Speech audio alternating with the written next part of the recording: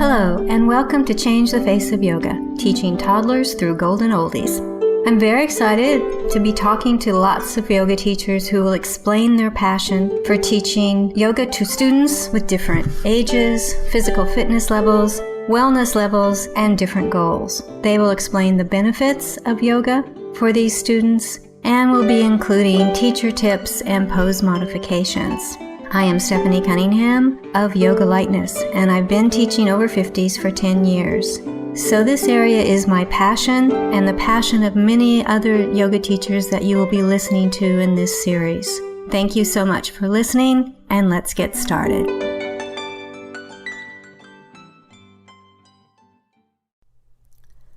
This is episode 36 of Changing the Face of Yoga. I'm talking to Stephanie Weichert about using yoga holistically, but in very small doses, to help with people who have stress and cannot add anything more to their routines. Let's listen. Hello, this is Stephanie Cunningham with Changing the Face of Yoga, and I have a very interesting guest today. Her name is Stephanie Weichert. And Stephanie is an inspirational yoga teacher and yoga therapist, and she's helping people that are struggling with stress. I'm very interested in how she's doing this, which is she's making yoga very simple. And she does things like stories and metaphors to make the yoga philosophy simple to understand. And she teaches practical strategies for making it simple to integrate practice into daily routines. And she offers the simplest versions of physical postures so that they don't have to have a yoga mat or stretch pants to do them. I think that's a great way to think about yoga. And welcome, Stephanie. And is there anything else you'd like to add to that introduction? I don't think so. I think you covered it. Thank you. Yeah. Okay, great. I'm really fascinated by this idea. I find the yoga philosophy, I understand it when they teach it to me. Somehow, though, it doesn't stick with me very well.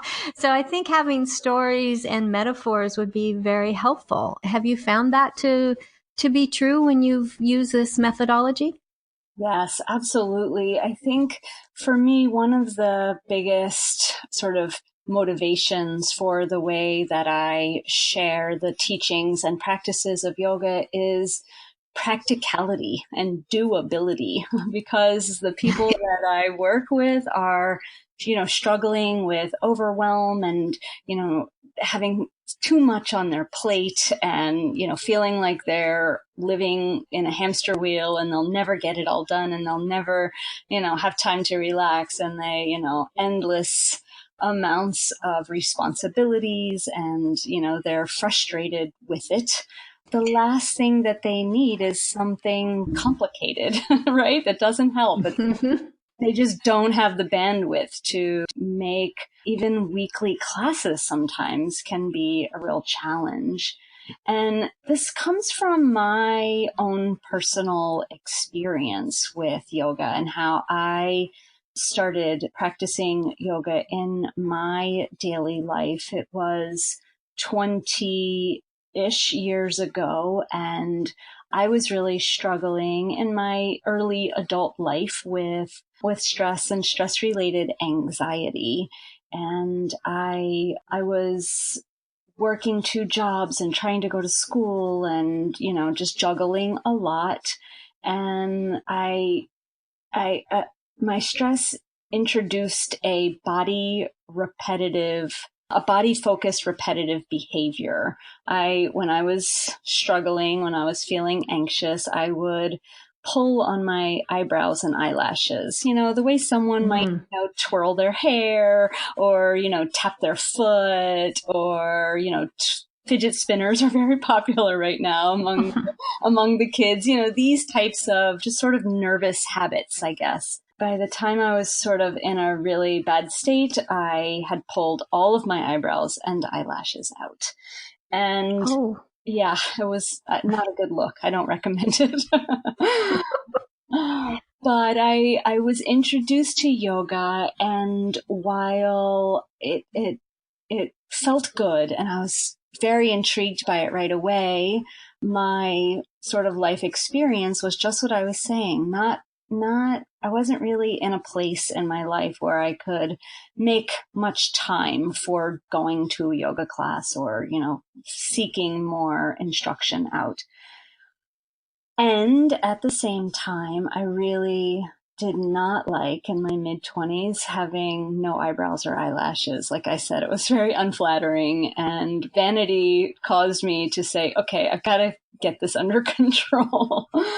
So what I did was I started, when I noticed that I was attempting to pull on eyebrows and eyelashes that at this point just weren't even there, I would get up out of the chair or, whatever I was doing, and I would lean up against the wall and just do a forward bend and take a deep breath or 2 or 3.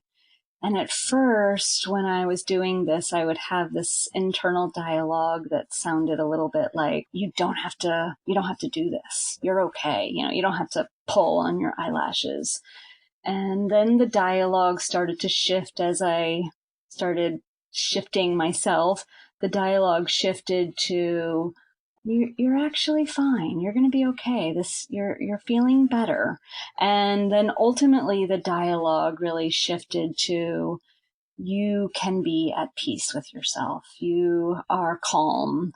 So it really took me just one simple forward bend and deep breathing and a mantra, even, if you will, maybe not an official Sanskrit mantra, but talking to myself repeatedly in this way really took me from a place where I was automatically in this place of struggling with anxiety and stress. It was really stress-related anxiety, and pulling out my eyebrows and eyelashes to a place where I really reversed that habit and then started to use that same exact practice to not only feel better mentally, but to start to accomplish things that I wanted to accomplish and, start to move out of a place of reactivity and more from a place of being centered and responding to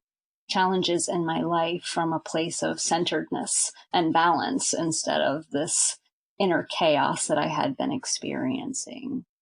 So the point in all of that is really that for me, a yoga practice, a now 20-year-old yoga practice, started with a single posture, a forward bend. And I never had any stretch pants or a yoga mat for many years. I just bent over and took deep breaths. And so I think that's why I really focus on A, helping people that are struggling with stress, but B, communicating the message that you don't have to make your practice into a big production that you may not do when, you're busy or when you're feeling overwhelmed. You can integrate moments of yoga into your daily routine and start to get the benefits. Well, that's really interesting. I mean, basically you had the thing I like about yoga is it's very holistic, and yet you had in just a little bit of one pose, you had the breathing and you had the movement and you had the mantra, and all of that together is yoga, isn't it? I mean, when you think about it, it's a tiny little piece, but it is very authentic as yoga. Absolutely. And what I have found as a yoga therapist and prescribing yoga as a plan of treatment, so to speak, that you really can have a very short practice. But if you're integrating the physical, the breathing, and the mental aspect of the practice even in just 3 to 5 minutes, you can shift out of, a mindset or a place that's not serving you and toward an intentional sort of frame of mind. Can you, if you feel comfortable, share with us what some of your students or some of your clients have achieved with this type of exercise, this type of yoga?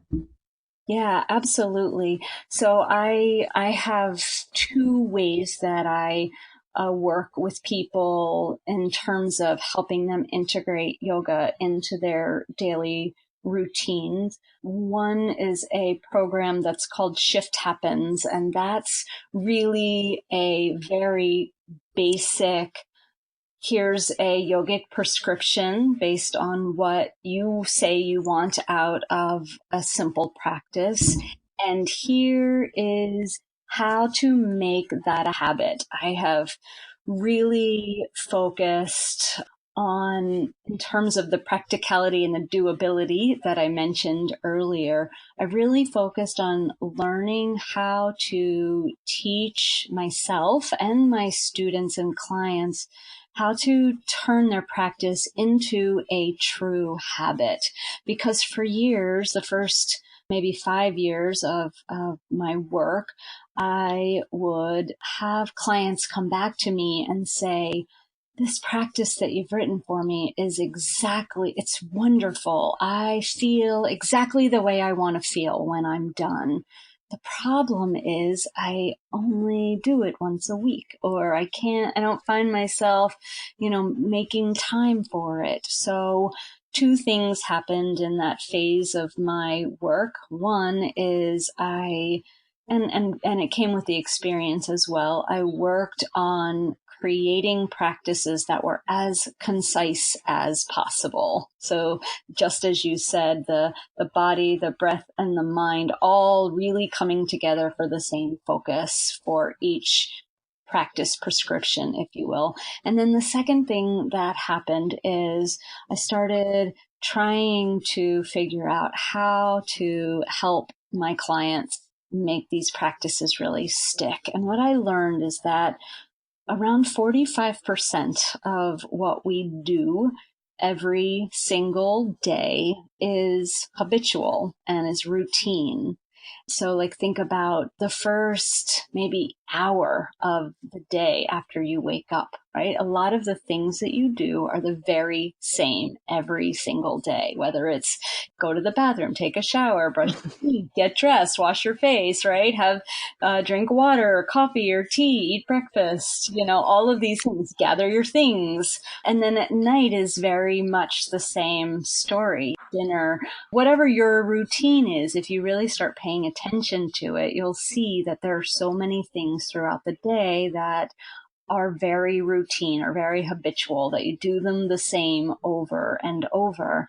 And so what I found is that we can tap into the science of habit building and into the fact that so much of what we do already every single day is habitual, and we can marry these two so that we're turning our daily routines into opportunities for self-care, for opportunities for yoga practice, for integrating the teachings and practices so that we can get the benefits without having to, in a lot of ways, add anything to our to-do list, right? We're already showering. We're already drinking our coffee or tea. We're already brushing our teeth and getting dressed. We're already doing these things. And simply by introducing some of the principles of yoga into these things, we can turn that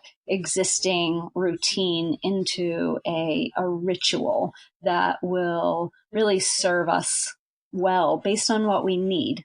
It's really very efficient, isn't it? Because you're not adding anything to their day, which is stressed anyway, but you're actually just having them do something slightly different to bring them into balance or to center them so that they can let go of that stress. Is that a fair statement? Yes, absolutely. And that's really what I focus on in my program, Shift Happens. And the title of the program is a little snarky, but the idea is that, often people that go through this program with me, they feel like they're stuck in their patterns of stressing, and we'll just use stressing as the umbrella term. But they can look back and say, I can't remember the last time that I felt calm, or that I was able to relax, or that I really felt confident and trusted myself. I can't remember the last time I didn't feel overwhelmed or frustrated or negative or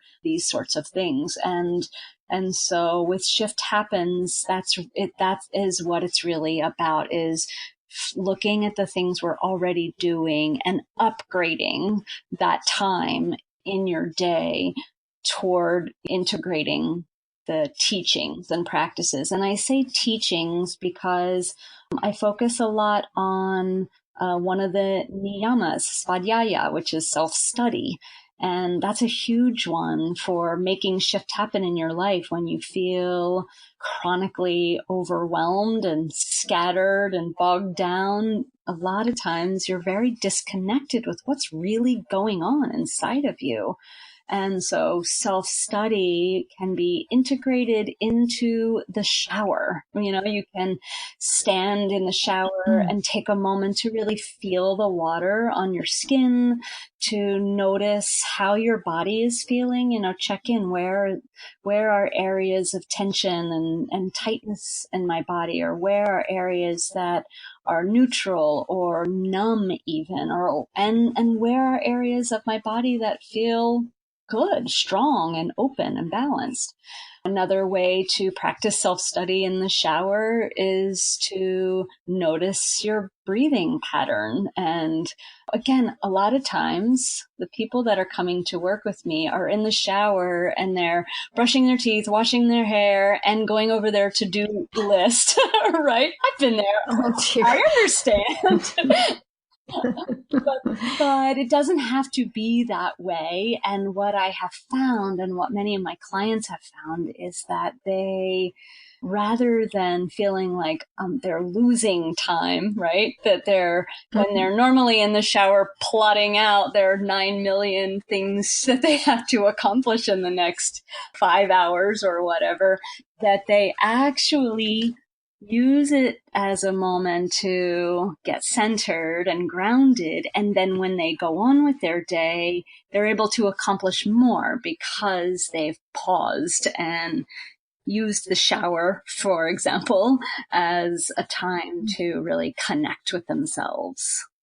I think that's just really brilliant. I really do, because I'm a yoga teacher, right? And I should be doing a practice every day, but I don't sometimes get there, you know, but I could certainly do a minute in the shower thinking about how my body feels and what my breathing is and what my mental state is even. And I think that's just great. And I'm not particularly stressed, you know, yeah. I'm not, but I think it's so usable. Excellent way for yoga to be something that you do every day and let it do its thing, which is usually pretty miraculous, I find. Yeah, that's right. I said earlier that I really focus on, you know, integrating the teachings and practices, and often I love to say the profound teachings and deep therapeutic practices. What I have heard in my 12 years of working as a yoga therapist so many times is that people come to me and they say, oh, yeah, and I'm sure you've heard this too. Oh, I'm not flexible enough to do yoga. Or, oh, I don't have time for a 90-minute class every day. Or, I wouldn't mind trying yoga, but I'm intimidated. I can't, you know, do all of the things that I see in, you know, the magazines or, you know, online or whatever. And so the message can really be about, here's a great example. If someone wanted to do a handstand, they don't just throw themselves up into handstand, right? You take time to understand the skills that are necessary to practice handstand. and you build up to it, and you might do some drills. You might, work on opening your shoulders. You might work on strengthening your core. You might work on breathing in moments of challenge. All of these things, there's a whole sort of skill set that you can build up. And simple yoga, and especially as I teach it in Shift Happens, is really even taking that way, way, way back. Simple yoga can really, in a lot of ways, lower the barriers to entry for people to start to get the benefits of yoga without what they think of as a big commitment. Now, I always offer a disclaimer that if you start to integrate simple yoga into your life, likely you will want to add more, and that's okay down the road, but it won't be a painful adding more. It will be a joyful adding more, because you're seeing some of the benefits, make their way into many areas of your life. I think that's the other thing that I love to stress about yoga. And now that I'm really integrating the habit building fully as well, there's something called a keystone habit. And the keystone in architecture is the centermost stone on an arch. You've got the vertical stones that stack, and then they start to come in and round, and then there's one right in the middle at the top that really holds the whole thing together. And what's so brilliant about this is that the keystone holds the whole thing together, and at the same time bears the least amount of weight and pressure of all of the other stones. And so with a keystone habit, it's what one habit can you cultivate into your life that has a positive effect in many areas of your life. And if yoga isn't that, I don't know what is.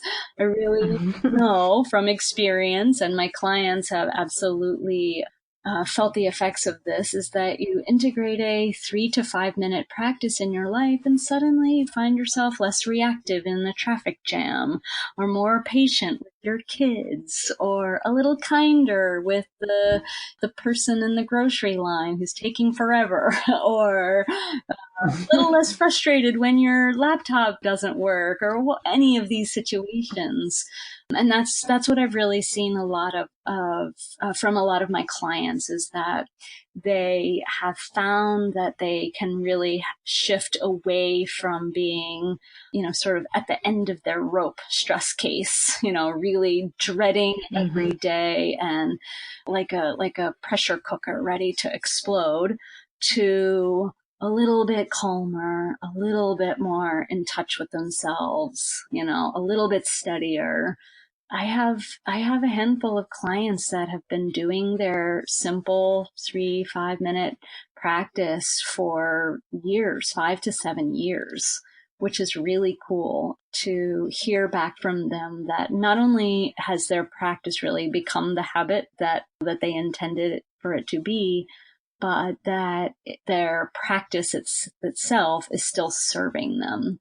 And that, that's yoga, right? It's mountain pose is infinitely deep, even though it looks to a lot of people like just standing. Yes, true. You said that you were looking at the science of habit building, and obviously you've worked it so that it's not another source of stress, and it's short but complete. Is there other things that you do to help them get that routine into their lives? Yes. Well, the science of habit building shows us that every single habit has 3 sort of steps. And those steps are the reminder, or the trigger, or the cue. And that's sort of like what happens right before your habit. So say brushing your teeth is what we're talking about. So every day you get up out of bed, and, maybe you go to the bathroom and then you brush your teeth. And so in some ways, going to the bathroom is your trigger or your cue or your reminder for brushing your teeth, right? It's like sort of what happens right before that. And then the second step step is the routine, and it's the actual habit itself. And the secret there, in terms of making anything a habit that will stick, is to start extremely small, because at first you're not worried about doing your whole practice. In this case, you're really just focusing on it first for, a couple of weeks even, as just showing yourself that you're the type of person who will show up and start. And so planting that seed and getting used to doing just enough that you're keeping that consistent. For example, with the folks in my other program, which is called Make Peace with Stress, they have a fuller practice. But this is just a great example that I think is very relatable. For the first 2 weeks of integrating their practice into their daily life, they decide when they're going to do it. So like what their trigger or cue or reminder is. And then after that, they roll out their yoga mat, stand on it, get off, roll it back up, put it away. And they do that for 2 weeks. And it can be maddening. Like, why can't I start? Please, I just want to go. But when you think about New Year's resolutions, right? We've all made New Year's resolutions. And here's what we typically do. We typically say to ourselves, starting January 1st, I'm going to practice yoga an hour a day. I'm going to drink, 8 glasses of water every single day. I'm only going to eat whole foods and eliminate sugar from my diet. I'm going to sleep for 8 hours. I'm going to write in my journal every day. I'm going to spend more time with my kids. I'm going to, right? And, right? And yep. We're lucky if we make it 2 or 3 weeks doing any of that. Most likely much less for an even shorter duration. The point here is that we always, for whatever reason, I'm not sure why, think that we're going to be able to make these massive changes overnight in our lives and do all of these things that we've never been able to do before. And so there's 2 things that are going on. One, the obvious, which is that we're taking on more than we can possibly make happen and setting ourselves up for failure in that way. But then 2, when this has happened year after year after, even decades, we have a little story in our minds, whether we realize it or not, that, is basically telling us we're not going to be successful. We can't actually make any changes in our lives. And so with the routine piece, with the second step of every habit, which is the routine, the actual habit itself. So let's say the yoga practice, it makes a lot of sense to roll out your yoga mat every day at the same time and roll it back up. We're not looking at first to take it all on like we do with the New Year's resolutions that don't happen. We're looking at just planting the seed and getting used to rolling out the mat. And then after that, you can build and add onto it. But at first, it's really important to start incredibly small and then just take baby steps. If you think about a New Year's resolution that 3 months later is completely out the window, completely forgotten, if you integrate the science of habit building, 3 months, it may be maddening at first that you're really not doing much of anything, but 3 months later, you've built up to a couple of minutes of your practice. And so, maybe you're still not doing your practice, but you are really setting yourself up with a strong foundation of integrating it into your life in a way that it's just going to become a part of your routine. Brushing your teeth is a really good example of this. I love to say, you don't get up in the morning and go to the bathroom and then stand in front of the sink and go, maybe I'm not going to brush my teeth today. It would be fine. It wouldn't be a big deal. I just don't feel like doing it, right? That never, ever, ever happens. If you're leaving the house, you're brushing your teeth. And your practice can very much be the same way. It can become such a well ingrained pattern that's part of your routine that you don't question it. You don't, stand there and say, maybe I won't do this today because you just do it because you've followed these steps. So you've got the reminder, the routine itself, that you start small and build baby steps. I cannot emphasize that enough. And then the third step of the science of habit building is the reward. And, that can be anything from an actual reward that you give yourself to what I really love to teach my clients to do, especially the ones that are coming to me for the very first time to work through this program, is I love to offer them affirmations, basically.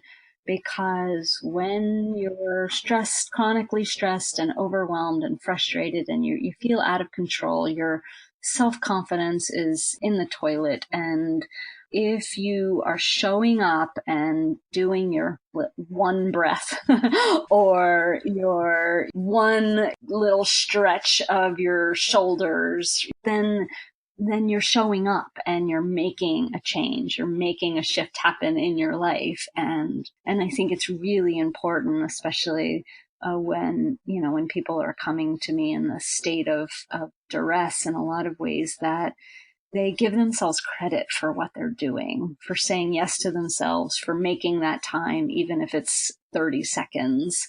Because that reinforces the good habit. There's actually dopamine that is released into your system when you say good job to yourself, when you give yourself a little props, and then the dopamine reinforces the habit itself because it starts to feel good. You start to, feel better, and then you want to do it. So there's a lot of sort of aspects involved, but I think the beauty of habit building is that it really is a very practical, step-by-step system that you can integrate, or that you can use, follow the steps, and it becomes very doable when you follow the steps rather than trying to take it all on at once. You don't have to think about anything else but, okay, today, just this one thing. Now, what would be the difference? Why would somebody take the first course as opposed to somebody taking your second course? Great question. So Shift Happens is really about just a place to start small. And so the people that I work with through Shift Happens really just want to start to make yoga a part of their daily life, but in a very small, doable way. And ultimately, they might want to move on, but it's a place to start. It's a place to start. It's really perfect for people who are ready to take on something, but really only feel ready to make one small change. It's one of the ways I like to say it. Make Peace with Stress takes it a little deeper. Essentially, I'm teaching deeper levels of self-study and surrender. That's a big part of Make Peace with Stress. The philosophy behind this program is really that what we resist in our lives, what frustrates us and overwhelms us and, even angers us in some ways, has good information for us in terms of what we need to grow and be our best selves. Here's a metaphor that I love to use for Make Peace with Stress. When you have a cold and you go to the drugstore to get some medication, it's assuming that's how you're going to manage your cold. So you go to the drugstore to get some medication and you get into the aisle. Here in the US at least, there's an entire aisle of cold medicines, not just 2 or 3. A lot. And so you get into that aisle of cold medicines and you notice that each of the medicines are for different symptoms, right? There's some that help you with stuffy head, achy butt, muscles, sore throat. Some that help you with fever or congestion or a cough. You get the point, right? There's many symptoms that you might be experiencing, and you can really get a medication that in some ways is very customized to your symptoms, to helping you with your experience.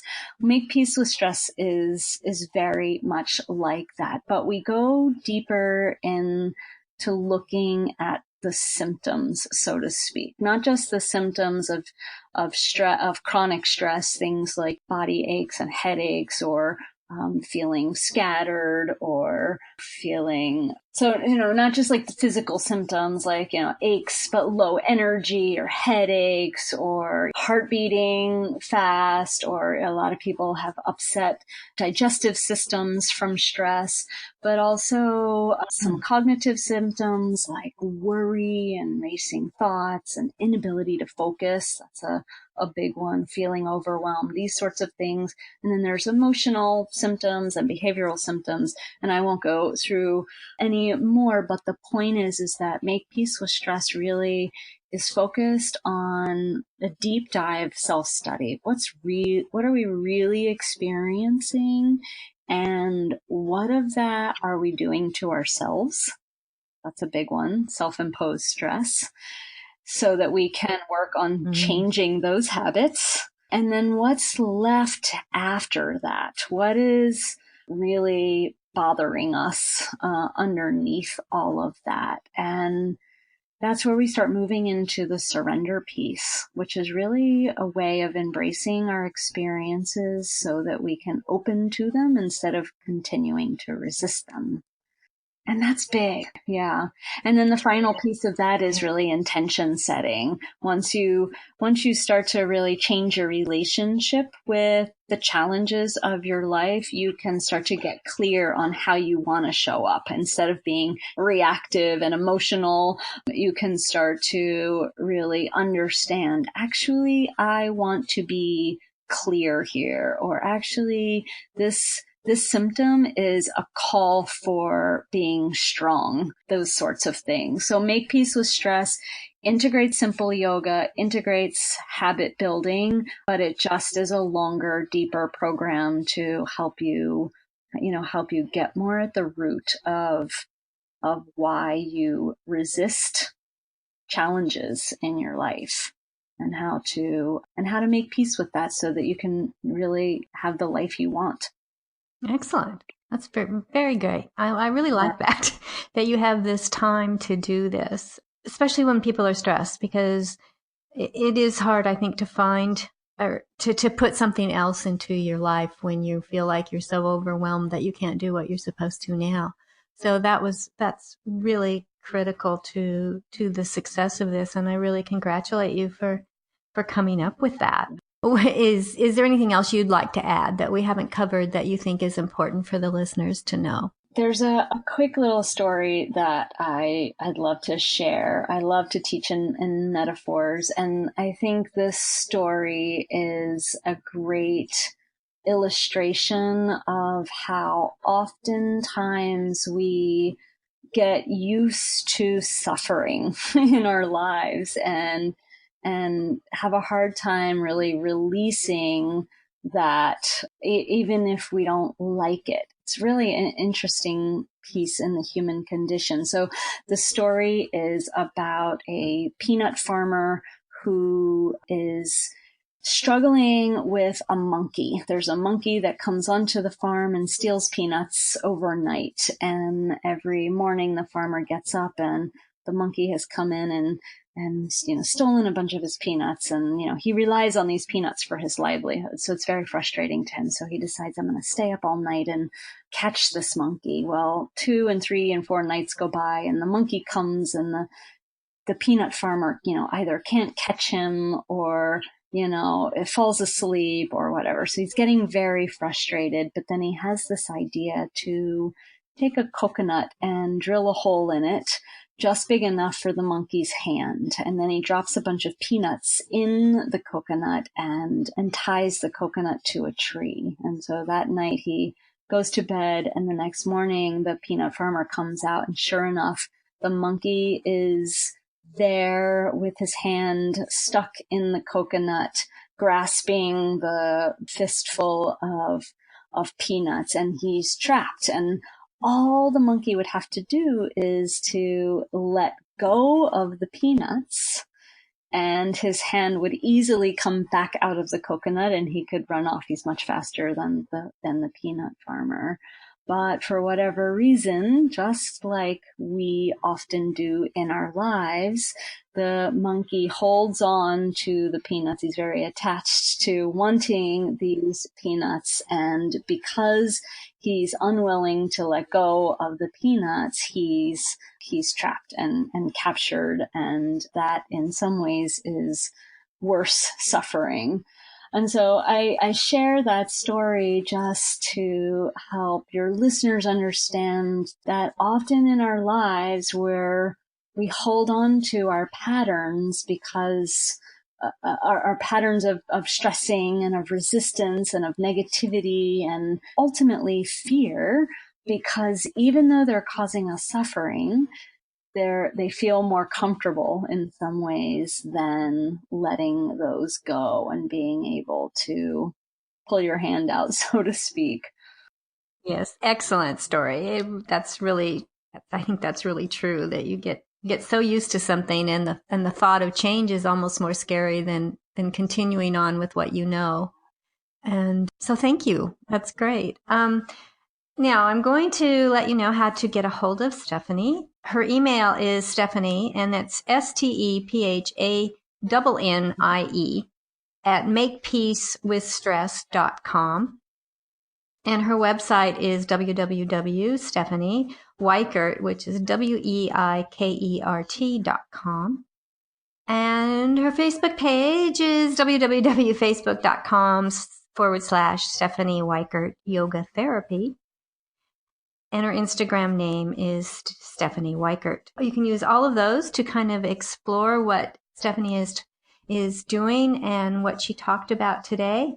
And Stephanie, I really want to thank you. It's a really new view, at least to me, about how you can integrate yoga and get it out of the classroom per se, and yet still have some profound effects. So I really want to thank you for your creativity and also for being on the podcast. Thank you for having me, Stephanie. It was a real pleasure to speak with you.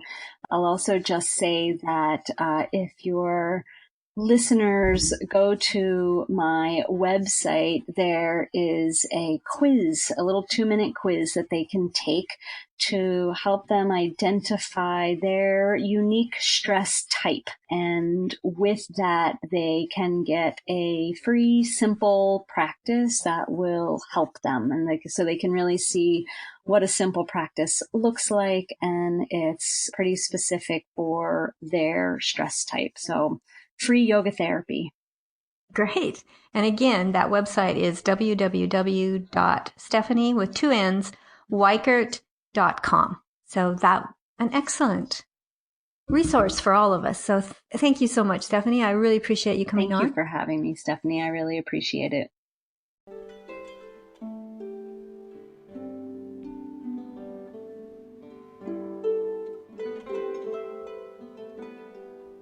Thank you for that wonderful interview. If you would like to be a guest on Changing the Face of Yoga, please go to my website, www.yogalightness.com.au, and under the Changing the Face of Yoga tab, you can complete Be Our Guest form.